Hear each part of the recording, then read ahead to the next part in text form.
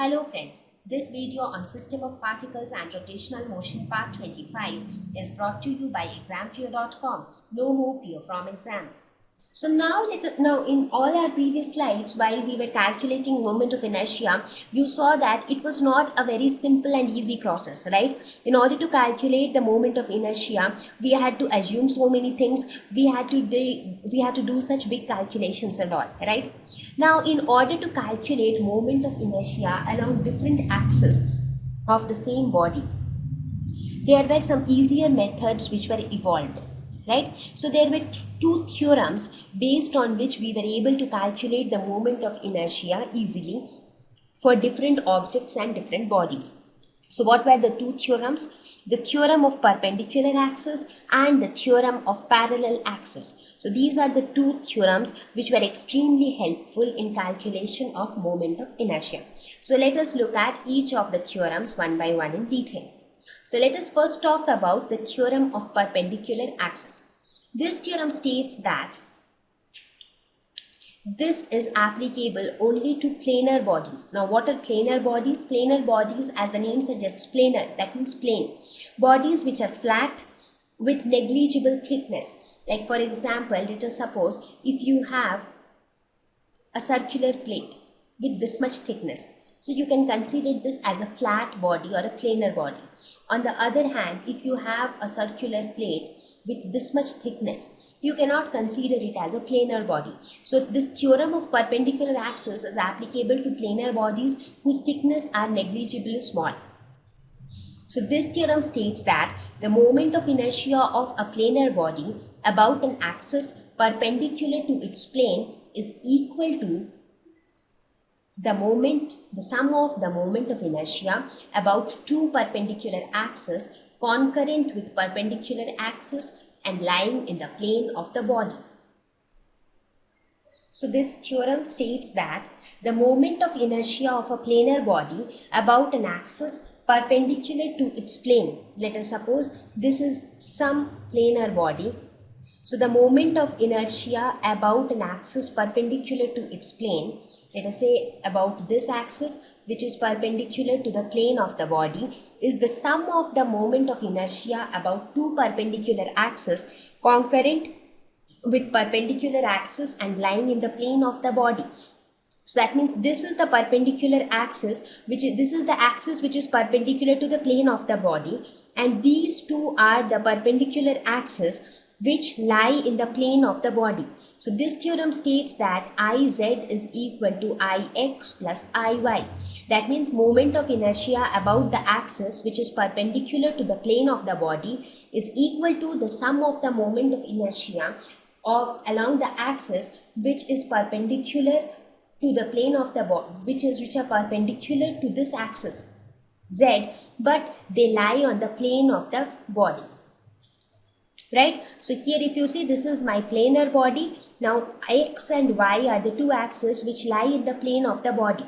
So moment of inertia along the Z axis Iz is equal to Ix plus Iy. Now let us look at the proof of this theorem. How do we prove that this theorem is correct? So let us consider any planar body like this. Let us say this is the Z axis, this is the X axis, and this is the Y axis, and this is the origin. So let us consider any point inside this rigid body. So let us consider any point P, right? So how do I calculate the moment of inertia about the Z axis? So the moment of inertia will be equal to summation of mi Ri square. So Ri would be nothing but the distance of this point P from the Z axis, right? That is how it will be. Let us suppose if this is the Y axis, so the position vector of this point P will be given in this way. So this will be equal to OP square mi OP square, because PA denotes its distance from Y-axis, PB denotes its distance from X-axis, and PO denotes its distance from Z-axis. So Iz will be equal to summation of mi OP square. So this will be equal to summation of mi. Now what is OP?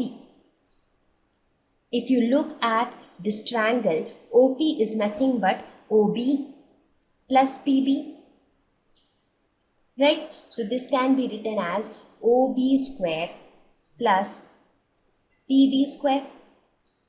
This OB can be written as PA. OB and PA are the same because they are the opposite sides of the parallelogram. So we can write it as PA square plus PB square. So this can be written as summation of mi PA square plus summation of mi PB square. Now what is summation of mi PA square? PA is the distance from the y-axis. So this becomes Iy. And what is this summation of mi PB square? PB is the distance from the x-axis. So this becomes Ix. Therefore Iz becomes equal to Ix plus Iy.